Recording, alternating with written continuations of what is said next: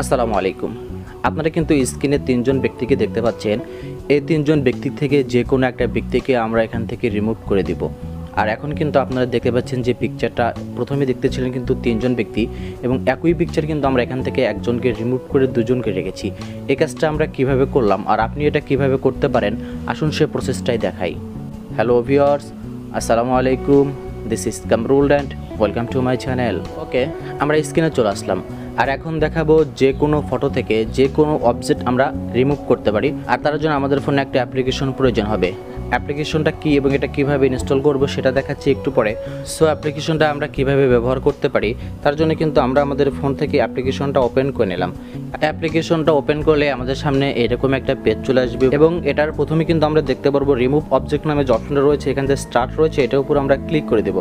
তাহলে কিন্তু আমাদের ফোনে যে গ্যালারি রয়েছে গ্যালারি শো করবে, এবং আমরা আমাদের ফোনের গ্যালারি থেকে এই পিকচারটা এখান থেকে সিলেক্ট করে নিলাম।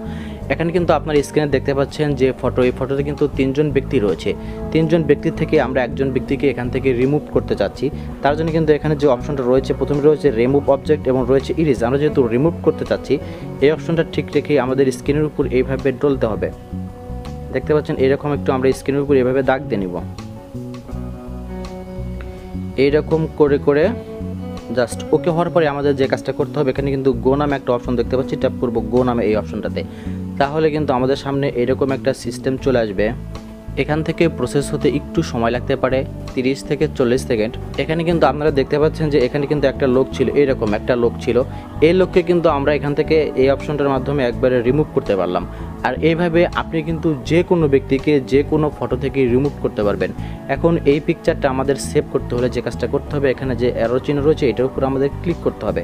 তারপরে কিন্তু আমাদের সামনে এইরকম একটা পেজ চলে আসবে, এবং এখানে আমাদের যে কাজটা করতে হবে, এখানে কিন্তু আমরা দেখতে পারবো অনেকগুলো এখানে ইফেক্টস রয়েছে। চাইলে আপনি অনেকগুলো ইফেক্টস ব্যবহার করতে পারেন, না চাইলে যদি আপনি সেভ করতে চান জাস্ট আমরা এর উপর ট্যাপ করে দেবো। তাহলে কিন্তু এখান থেকে সেভ করার একটা অপশন চলে আসবে, এবং এখানে কিন্তু দেখতে পাচ্ছি সেভ করতে হলে আমাদের প্রো ভার্সন ব্যবহার করতে হবে, এবং প্রো ভার্সন ব্যবহার করতে হলে কিন্তু আমাদের এটা ক্রেডিট কার্ডসের মাধ্যমে অর্থাৎ ডলারের মাধ্যমে অ্যাপস ক্রয় করতে হবে। এখন যদি এখান থেকে আমরা কন্টিনিউতে ট্যাপ করি, তাহলে কিন্তু আমরা দেখতে পারবো এখানে কিন্তু অ্যাডস পেমেন্ট রয়েছে। এখান থেকে ক্রেডিট কার্ডের মাধ্যমে আমাদের ফটোগুলো সেভ করতে হবে। আপনি যদি টাকার মাধ্যমে এই অ্যাপ্লিকেশনটা ব্যবহার করতে চান তাহলে করতে পারেন, তাছাড়া এখানে কিন্তু সেভ করার কোনো অপশন নেই। কিন্তু আপনি এখানে যে কাজটা করতে পারেন, আপনার ফোনে যে স্ক্রিনশট যেভাবে দেওয়া যায়, জাস্ট এই পিকচারের একটা স্ক্রিনশট নিয়ে নেবেন। আমরা পিকচারটা একটা স্ক্রিনশট নিয়ে নিলাম, এবং স্ক্রিনশট নেওয়ার পরে চলে যেতে হবে আমাদের ফোনের গ্যালারিতে।